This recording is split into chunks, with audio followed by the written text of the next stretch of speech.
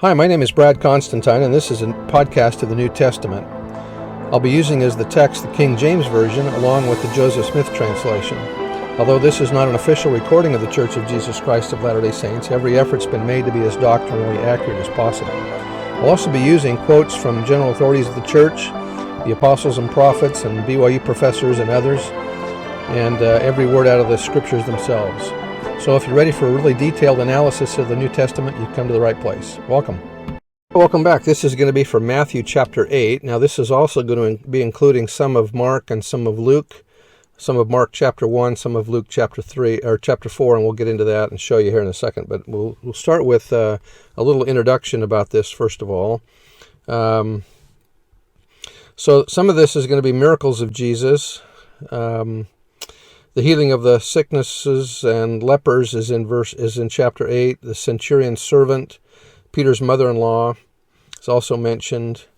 Also, the calming of the sea happens in chapter 8. And so anyway, I'll show you some of the other chapters here that coincide with these as we go through it. So verse 1 of Matthew chapter 8.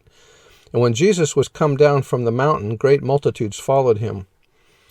Now, verse 2 is also the same as Mark chapter 1, verse 40, and Luke chapter 4, verse 12. So I'll go through that. We'll start with those, and then I'll tell you which chapter we're in or which book we're in as we're going. Verse 2 of Matthew 8. Behold, there came a leper, worshipping him, saying, Lord, if thou wilt, thou canst make me clean.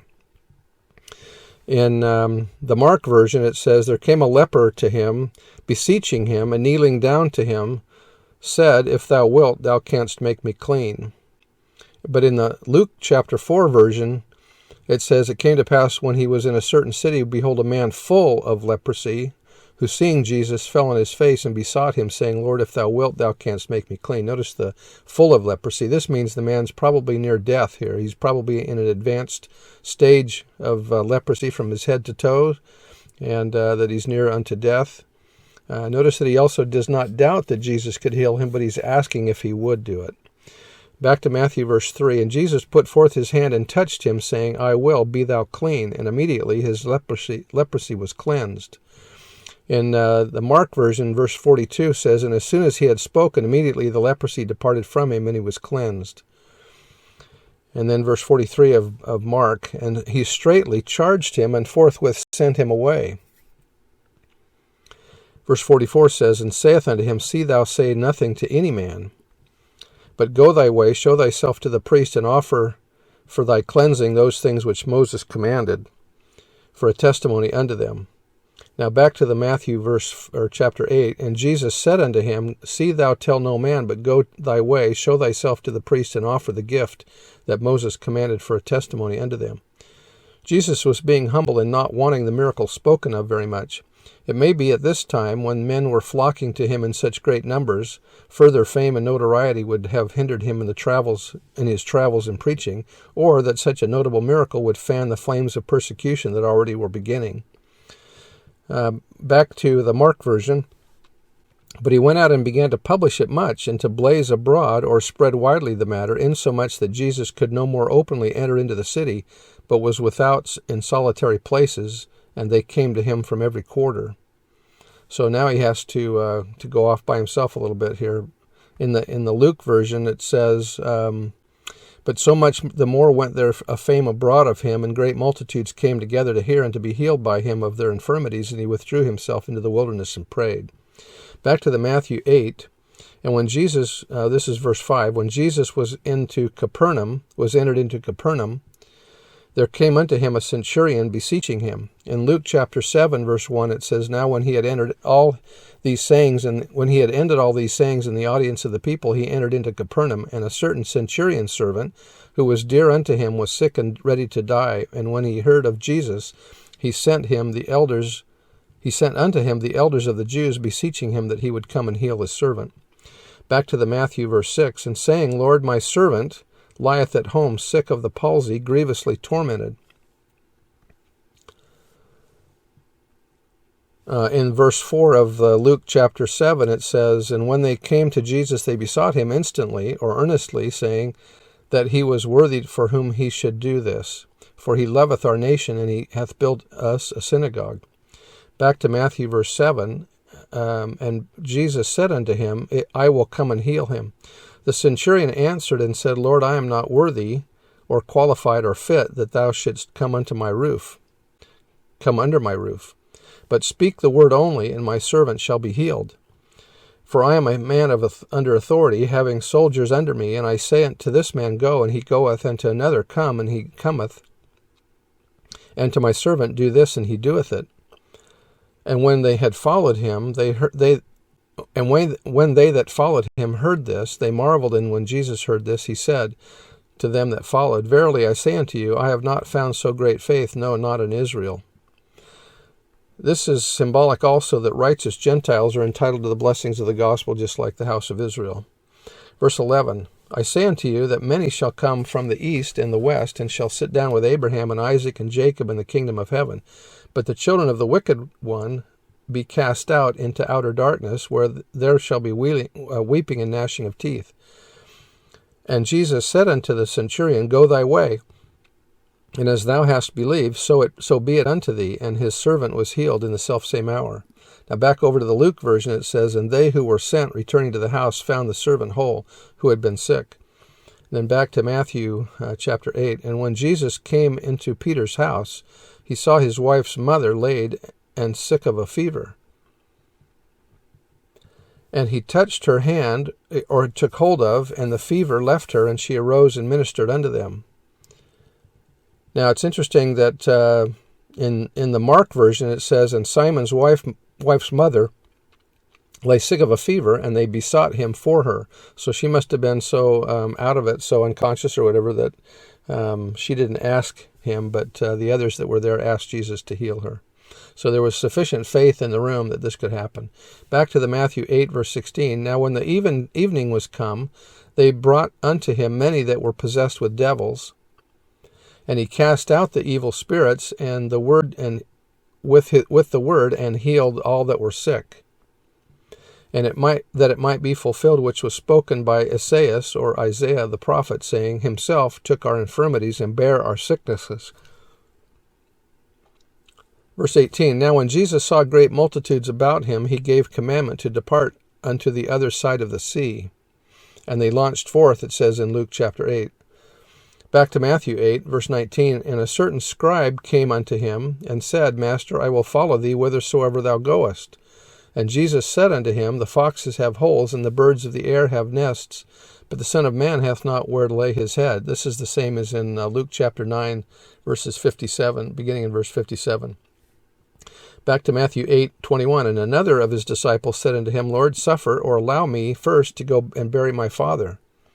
But Jesus said unto him, Follow me, and let the dead bury the dead. Now in the Luke version, Luke chapter 9, it says, verse 61, And another also said, Lord, I will follow thee, but let me first go bid them farewell, who are at my house. And Jesus said unto him, No man, having put his hand to the plow and looking back, is fit for the kingdom of God. And that was verse 62. It is not clear that those other cares and concerns It is not that those other cares and concerns were not to be left undone, but that some things are more vital than others. This was Jesus' way of describing that when a man has set his plow on a straight course, when he has planted his life in a more spiritual furrow, he must not look back wistfully on the old life, but persist and push ahead with full commitment to the new life he has adopted and never look back. And that's by Ogden and Skinner in verse by verse. Marion G. Romney said, Jesus was not looking for or calling men to do lip service only. He wanted them to realize that following him meant effort and sacrifice. Luke tells us of an occasion when there were great multitudes with him, and he turned and said unto them, If any man come to me and hate not his father and mother, and wife and children, and brethren and sisters, yea, and his own life also, he cannot be my disciple. And whosoever doth not bear his cross and come after me cannot be my disciple. So likewise, whosoever he be of you that forsaketh not all that he hath, he cannot be my disciple. In these seemingly harsh statements, Jesus was not specifying literal hatred toward one's family as a condition of discipleship. He was emphasizing the preeminence of duty toward God over personal or worldly demands of those who would be his disciples. And that was also by James E. Talmage. Matthew 8, verse 23 says, And when he was entered into a ship, his disciples came unto him, And behold, there arose a great tempest in the sea, insomuch that the ship was covered with the waves, but he was asleep. And his disciples came to him and woke him, and saying, Lord, save us, we perish. Elder McConkie said, sleeping calmly amid the raging billows of a tempest that threatened to sink the ship is certainly evidence of an unimpaired nervous system. It is clear that mortal Jesus lived a normal, healthy, balanced life.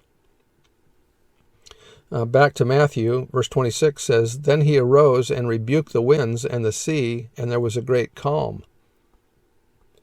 And he said unto them, Why are ye fearful, O ye of little faith? In the Mark version, it says, And they awoke him, and said unto him, Master, carest not that we perish? And he arose and rebuked the wind, and said unto the sea, Peace, be still. And the wind ceased, and there was a great calm.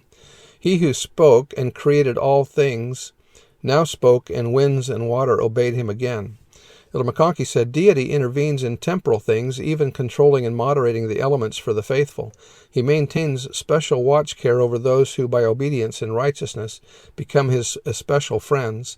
For them, storms are stilled, barren soil becomes productive, special needed rains fall, and bounteous harvests mature. Vines do not cast off their ripened fruits untimely, climactic conditions of whole regions are changed, mountains are moved, and rivers are turned out of their courses. Had they not feared, notice that he says here, Why are you fearful, O ye of little faith? Had they not feared, they could have calmed the sea. His question is also to us today, How is your faith? By faith all things are possible, and when the Lord's servants rise in the full majesty of their callings, they have power to command the waters. So Jesus is also asking them, Remember, you hold the priesthood. You've been ordained apostles. You can calm the storm by the power of the priesthood and your faith also. Back to chapter 8, verse 27, But the men marveled, saying, What manner of man is this, that even the winds and the sea obey him? Verse 28, And when he was come to the other side of the country of the Gergesenes, the town of Gergesa is the most likely location for this event. It is only about a mile from the sea. Now this is the same also as in Mark chapter 5 and Luke chapter 8. Continuing verse 28, There met him a man possessed with devils. Now, the Joseph Smith translation changes this from 2 men to a man possessed with devils, coming out of the tombs, exceeding fierce, so that no man could pass that way. And now in the Mark version it says, who had been dwelling among the tombs, and no man could bind him, no, not with chains, because that he had been often bound with fetters and chains, and the chains had been plucked or broken or taken apart, plucked asunder by him, and the fetters broken in pieces, neither could any man tame him. And always night and day he was in the mountains and in the tombs, crying and cutting himself with stones. Luke mentions that he was naked. The symbolism of nakedness is that he is far from the atonement. His sins and weaknesses are visible for all to see. All unrepentant sinners are naked. We are not covered by the Savior's cloak or the atonement. Then back to Matthew 8:29, And behold, he cried out, saying, What have we to do with thee, Jesus, thou Son of God? Art thou come hither to torment us before the time or before the appointed hour? In Matthew, back to Mark, it says, But when he saw Jesus afar off, he ran and worshipped him, and cried with a loud voice, and said, What have I to do with thee, Jesus, thou Son of the Most High God? I adjure thee by God that thou torment me not. There is a set time appointed when devils shall have no more power over mortal men, and when they shall be cast out into that eternal hell prepared for them. This fact is known to them, in consequence of which they labor with inordinate zeal to overthrow the work of God during the short time allotted to them. And continuing in Mark, it says in verse 8, For he said unto him, Come out of the man, thou unclean spirit. And he commanded him, saying, Declare thy name. And he answered, saying, My name is Legion, for we are many. And he besought him much that he would not send them out of the country. Now a Roman legion was about 6,000, and there's about 2,000 herd of swine nearby, and so there may have been 2,000 or so spirits in this man. Back to Matthew, verse 30, And there was a good way off from them an herd of many swine feeding. So the devils besought him, saying, If thou cast us out, suffer us to go into the herd of swine. And he said unto them, Go. And when they were come out, they went into the herd of swine, and behold, the whole herd of swine ran violently down a steep place into the sea, and perished in the waters. If the swine were owned by Jews, they drove an illegal trade. If the hog farm belonged to Gentiles, its very existence was an insult to the national religion. In either event, even according to the local customs and laws, the destruction of the swine was justified. So the fact that Jesus sends the spirits into the swine was not doing something wrong, but doing something that was okay and legal, according to them anyway. Back to Matthew 8, and they that kept them fled and went their ways into the city and told everything which took place and what was befallen to the possessed of the devils. Back to Mark, and they went out to see what it was that was done, and they came to Jesus and saw him that was possessed with the devil, and had the legion sitting and clothed and in his right mind, and they were afraid. Back to the Matthew, verse 38, and behold, the whole city came out to meet Jesus, and when they saw him, they besought him that he would depart out of their coasts. Those people, worldly and carnal by nature, actually preferred their way of life to that which they would have been obligated to pursue had they accepted the gospel. So they weren't willing to accept the sacrifice that Jesus' gospel would have offered them. In Mark, verse 18, and when he was coming to the ships, he had been possessed with the devil, spoke to Jesus and prayed him that he might be with him. So the man that's possessed is asking him to hang around. Howbeit Jesus suffered him not, but said unto him, Go home to thy friends, and tell them how great things the Lord hath done for thee, and hath had compassion on thee. And he departed and began to publish in Decapolis how great things Jesus had done for him, and all that heard him did marvel. The bitterness against Jesus was not so great in this region, and some on hearing of the miracle would be led to investigate and believe the truth. So here Jesus is telling the man to tell other people about this miracle, as opposed to when the leper came and he told him not to tell anybody. So here he's telling him to go ahead and tell his friends what has happened. Anyway, that's the end of chapter 8 of Matthew, and we'll see you next time. Bye.